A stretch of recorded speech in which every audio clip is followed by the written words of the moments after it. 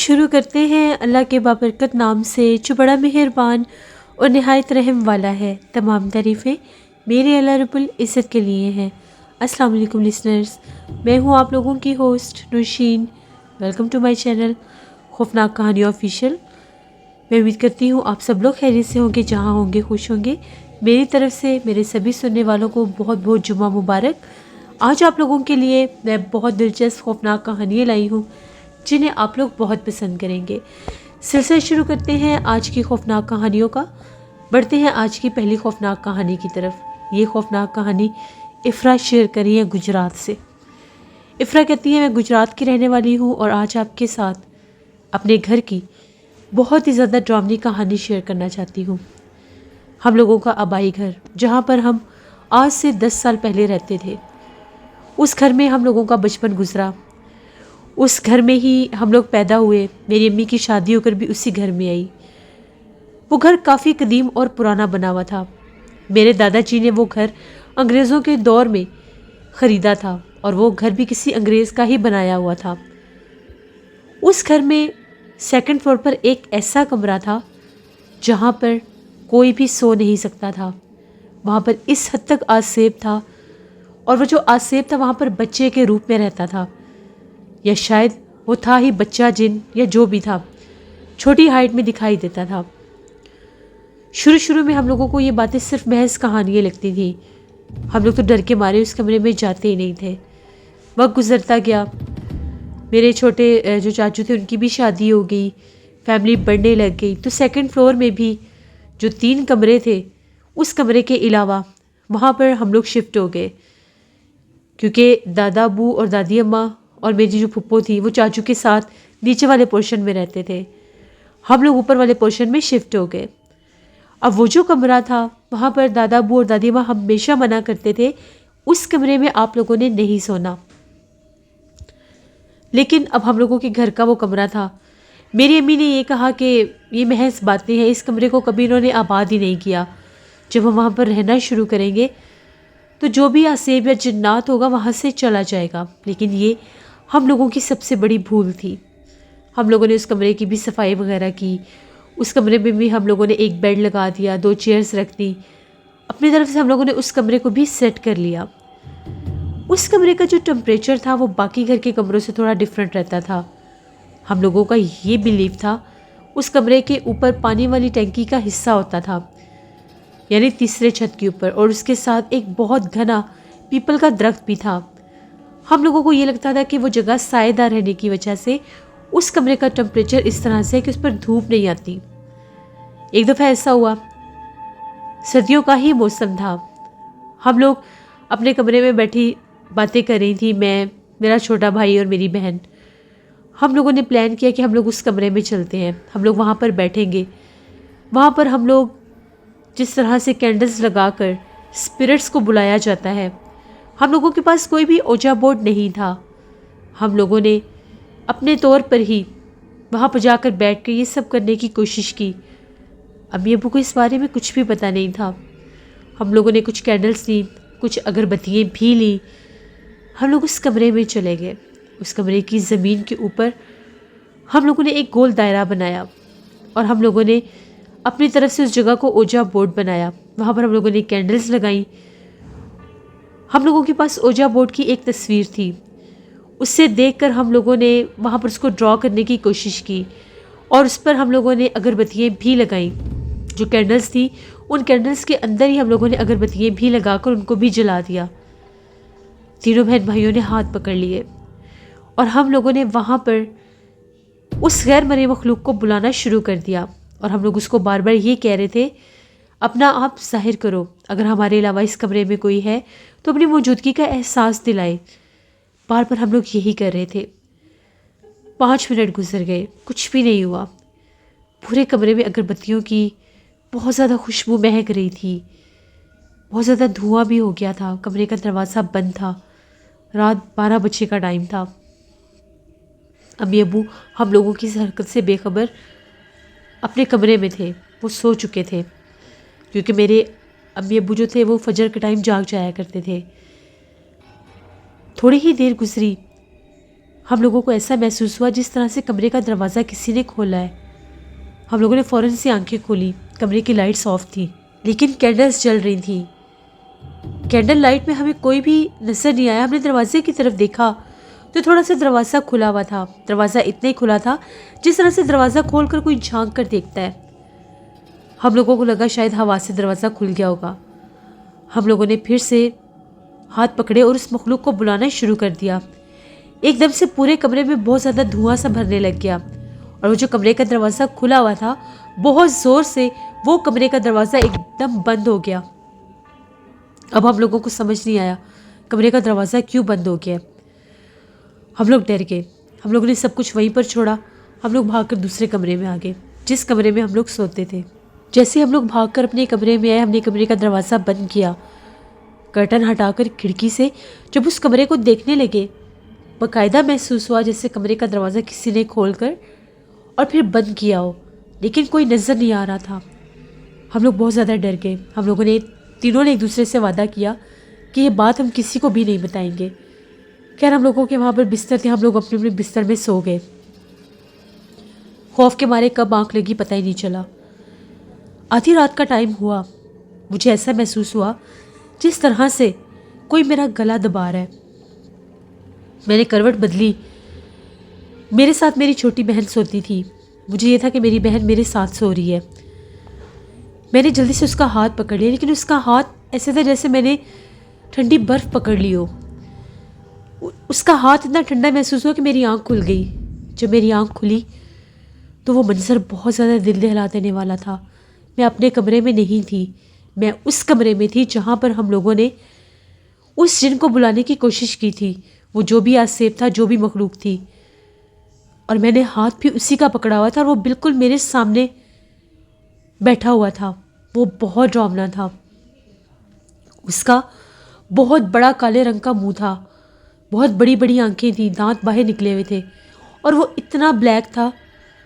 اس کو دیکھنے کی دیر تھی، مجھے سمجھ میں ہی نہیں آ رہا تھا کہ میں کہاں پر ہوں کہاں پر نہیں۔ کمرے میں وہی لائٹ تھی جو کینڈل لائٹ ہم لوگوں نے جلائی تھی، بالکل وہی مدھم سی روشنی۔ میں اسی کمرے میں تھی۔ جیسے ہی میں نے اس کو دیکھا میں نے چیخیں مارنی شروع کر دی۔ میں وہاں سے بھاگنے لگی تو کمرے کا دروازہ باہر سے بند تھا۔ میں نے زور زور سے دروازہ بجانا شروع کر دیا۔ میں نے پیچھے پلٹ کر دیکھا، وہ بالکل میرے پیچھے کھڑا تھا۔ میں چیخ رہی تھی، چلا رہی تھی، زور زور سے دروازہ بجا رہی تھی۔ میں وہیں پر گری اور بے ہوش ہو گئی۔ میرے گھر والوں نے دروازہ باہر سے کھولا، باہر سے دروازہ بند تھا۔ امی ابو بہت زیادہ ڈر گئے۔ 3:30 بجے کا ٹائم تھا جب ان لوگوں نے میری چیخوں پکار سنے۔ میں تو اس کمرے میں تھی ہی نہیں۔ سب جاگ گئے، میرے چاچو وغیرہ بھی جاگ گئے، سب اوپر بھاگے۔ ان لوگوں نے کمرے کا دروازہ کھولا، زمین پر وہ نقشہ بنا ہوا تھا۔ ہم لوگوں نے تو صرف اوجا بورڈ کیا تھا لیکن وہاں پر زمین کے اوپر بہت زیادہ بھیانک چہرے بھی بنے ہوئے تھے۔ وہ کس نے بنائے تھے ہمیں نہیں پتا۔ ہم لوگوں نے صرف کینڈل اور اگربتیاں جلائی تھیں، جبکہ وہاں پر خون کے نشان بھی تھے، خون کے قطرے بھی تھے وہاں پر، اور میں بے ہوش پڑی تھی۔ مجھے اس کمرے سے نکال کر دوسرے کمرے میں لے کر آئے۔ کافی دیر کے بعد مجھے ہوش آیا تو میں تھر تھر کانپ رہی تھی اور میں یہ کہہ رہی تھی مجھے اس سے بچا لے، وہ مجھے مار دے گا۔ دادا ابو دادی اماں بہت پریشان تھے اور بار بار پوچھ رہے تھے تم اس کمرے میں کیوں سوئی تھی۔ پھر ہم لوگوں کے پاس اور کوئی آپشن نہیں تھا، ہم نے انہیں ساری بات بتائی کہ ہم لوگوں نے یہ حرکت کی تھی۔ ہم لوگوں نے اوجا بورڈ ڈرا کیا تھا، ہم لوگوں نے ایک بک سے پیج پھاڑا تھا۔ وہاں سے وہ پیج پھاڑنے کے بعد اس کو بنانے کی کوشش کی، لیکن وہاں پر ہم لوگوں نے وہ خون نہیں پھینکا تھا، وہ ہارر فیس ہم لوگوں نے ڈرا نہیں کیا تھا۔ مجھے اس کمرے میں کون لے کر گیا میں نہیں جانتی۔ میں اپنے بہن بھائیوں کے ساتھ اپنے کمرے میں سوئی تھی۔ اس کے بعد میرا برا وقت شروع ہو گیا۔ وہی مخلوق، وہی جن مجھے سونے نہیں دیتا تھا، یہاں تک کہ اگر میں اپنے والدین کے ساتھ ان کے کمرے میں بھی سوتی تھی، رات کے مخصوص پہر وہ آ جاتا تھا۔ وہ بالکل میرے پاس آ کر کھڑا ہوتا تھا، میرے کان کے پاس سانس لیتا تھا۔ جب میری آنکھ کھلتی تھی تو وہ میرے بالکل قریب ہوتا تھا۔ جہاں میں سوئی ہوتی تھی وہاں پر آ کر میرے سر پر کھڑا ہو جاتا تھا، مجھے آوازیں دیتا تھا۔ 1 سے 2 دفعہ ایسا ہوا میں دادی اماں کے پورشن پر گئی تھی تو مجھے سیڑھیوں میں سے کسی نے آوازیں دینا شروع کر دی۔ ابھی میں پوری سیڑھیوں سے نیچے نہیں اتری تھی، تو میں نے پیچھے پلٹ کر دیکھا تو وہ سیڑھیوں کے اوپر سے رینگتا ہوا آ رہا تھا۔ میں وہیں پر گرتی تھی اور بے ہوش ہو جاتی تھی۔ جب یہ چیز دورے میں بدل گئی، مجھے دورے پڑنے لگ گئے، جہاں بھی مجھے وہ نظر آتا تھا میرے ہاتھ پیر ٹیڑھے ہو جاتے تھے، میرے منہ سے جھاگ نکلنے لگ جاتی تھی، میری آنکھیں سفید ہو جاتی تھی، میری آنکھوں کا بلیک آئی بال غائب ہو جاتا تھا۔ تو میرے گھر والے جو تھے وہ بہت زیادہ پریشان ہونے لگ گئے۔ دادا ابو اور دادی اماں نے یہ کہا کہ اس کا علاج کسی عامل کے پاس ہی ہو سکتا ہے، کسی ایسے صاحب علم کے پاس جو اس مخلوق کو ہماری بچی سے ہٹا سکے۔ اس وقت میں فرسٹ ایئر میں تھی۔ میرے ابو نے، میرے چاچو نے، میرے ماموں نے، سب نے بہت کوشش کی۔ ان لوگوں کو ایک عامل کا پتہ چلا۔ عامل ڈھونڈتے ڈھونڈتے بھی 5-7 دن گزر گئے۔ ان 5-7 دنوں میں بھی مجھے کافی دفعہ دورہ پڑ گیا۔ میں نے کھانا پینا چھوڑ دیا۔ میں یا روتی رہتی تھی یا ہنستی رہتی تھی۔ میں اس کمرے میں بند کر لیتی تھی خود کو۔ وہ میرے سے وہ سب کچھ وہی کرواتا تھا، میں نہیں کرتی تھی۔ میں اس کمرے میں جا کر بند کر لیتی تھی۔ میرے گھر والے دروازہ بجاتے رہتے تھے، پیٹتے رہتے تھے، میں نہیں کھولتی تھی۔ جب وہ عامل وہاں پر آیا، اس عامل نے جب پڑھائی کی، اس عامل کا یہ کہنا تھا کہ اس لڑکی نے اس مخلوق کو خود حاضر کیا ہے، اس نے کوئی منتر بھی پڑھا ہے۔ میں نے کوئی منتر نہیں پڑھا تھا، لیکن وہ بار بار یہ کہہ رہا تھا اس کی زبان سے کچھ لفظ ادا کروائے گئے ہیں، وہ اس نے کیسے کیے ہیں، اس مخلوق نے وہاں پر کروائے ہیں، جو بھی ہوا ہے وہ اس کے ساتھ ساتھ ہے، وہ اس کے پیچھے ہے، یہاں تک کہ اس کا آسیب اس کے اوپر ہو چکا ہے۔ اس کو نکالنا اتنا آسان نہیں ہے۔ وہ جو جن ہے وہ بہت زیادہ سخت مخلوق ہے۔ اب یا تو وہ اس لڑکی کو جان سے مار دے گا یا آپ لوگوں کو یہ گھر چھوڑنا پڑے گا، اس کے علاوہ اور کوئی حل نہیں ہے۔ اس گھر میں رہ کر آپ اس لڑکی کو اس سے نہیں بچا سکتے۔ سب بہت زیادہ ڈرنے لگ گئے۔ وہ عامل جب بھی مجھے دم کرنے کی کوشش کرتا تھا تو وہ مخلوق مجھے اور تنگ کرنے لگ جاتی تھی۔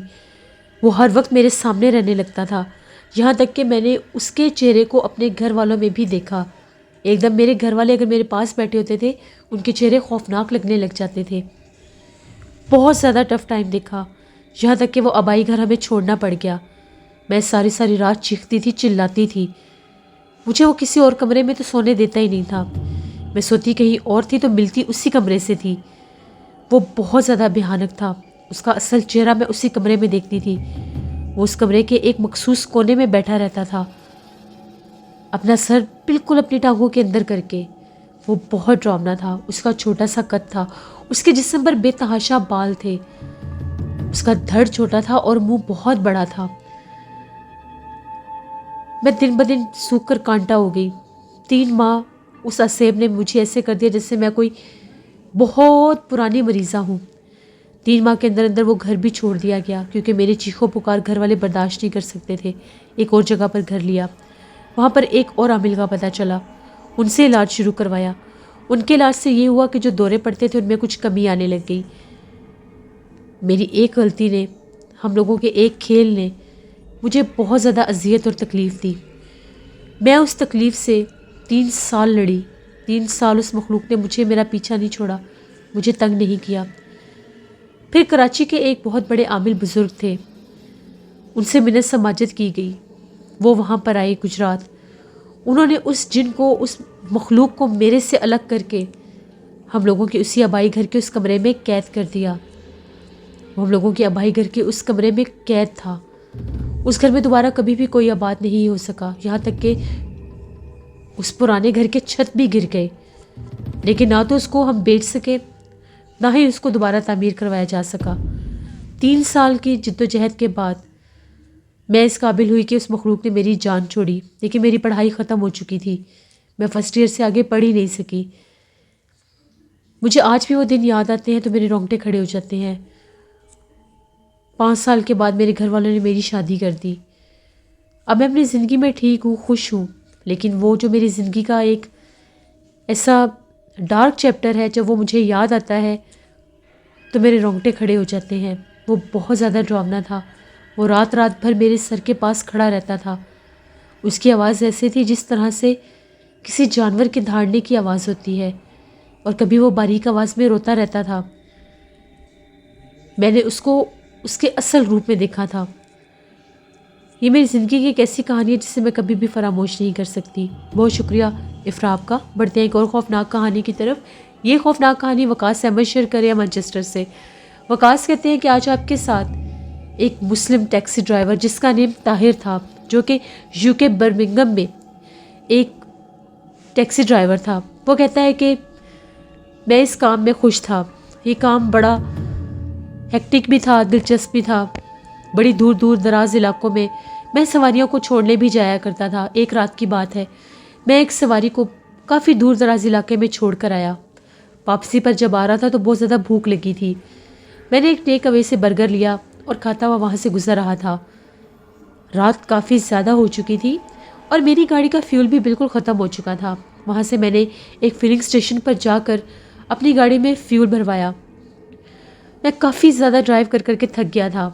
میں نے گاڑی وہیں پر کھڑی کی، وہاں سے باہر نکلا۔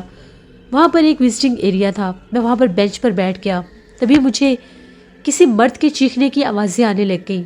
ایسے لگ رہا تھا کہ دور کوئی مرد چلا رہا ہے۔ جب میں نے چیخو پکار سنے تو میں اس طرف متوجہ ہو گیا اور اس طرف دیکھنے لگا کہ آخر کون چلا رہا ہے۔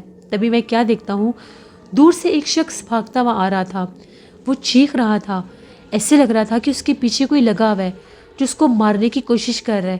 وہ بس یہی کہے جا رہا تھا، مجھے بچا لو، مجھے بچا لو، یہاں سے بھاگ جاؤ، وہ ہمیں مار دے گی۔ جیسے اس نے مجھے دیکھا وہ میرے پاس آیا اور یہ کہنے لگا کہ مجھے بچا لو اور یہاں سے بھاگ چلو، وہ میرے پیچھے لگی ہوئی ہے۔ میں نے اس کا بازو پکڑا، اس کو بٹھایا، پوچھا کیا ہوا ہے تمہیں؟ وہ بھی ایک ٹیکسی ڈرائیور ہی تھا، میں اس کو جانتا تھا لیکن کبھی اس طرح سے انٹریکشن نہیں ہوا تھا۔ اس کو پانی پلایا، اپنی گاڑی میں بٹھایا اور اس سے ساری بات پوچھی۔ اس کا یہ کہنا تھا کہ فلنگ اسٹیشن کی بیک سائڈ پر ایک جگہ ہے جو یہاں سے تھوڑی دور ہے، وہاں پر فٹ پاتھ بنے ہوئے ہیں۔ میں اکثر وہاں پر اپنی گاڑی کھڑی کرتا ہوں اور وہاں پر اکثر میں واک کیا کرتا ہوں۔ آج بھی حسب معمول میں اپنی گاڑی وہیں پر پارک کر کے تو وہاں پر واک کر رہا تھا۔ جیسے وہاں سے باہر نکلا تو مجھے وہاں پر جو پودے تھے، جو جھاڑیاں تھیں، وہاں سے کسی رونے کی آواز آنے لگی۔ جب وہ رونے کی آواز میں نے سنی تو میں نے جب پاس جا کر دیکھا تو وہ ایک بہت زیادہ بھیانک چہرے والی کوئی مخلوق تھی۔ اس کی آنکھوں سے انگارے نکل رہے تھے۔ دیکھتے ہی دیکھتے اس کا قد بڑھنے لگ گیا۔ وہ بہت زیادہ ڈراؤنی آوازیں نکال رہی تھی۔ وہ میرے پیچھے لگی ہوئی ہے، وہ مجھے مار دے گی۔ میں نے اسے بہت حوصلہ دیا، اسے اس کے گھر چھوڑ کر آیا، اس کے گھر والوں کو ساری بات بتائی۔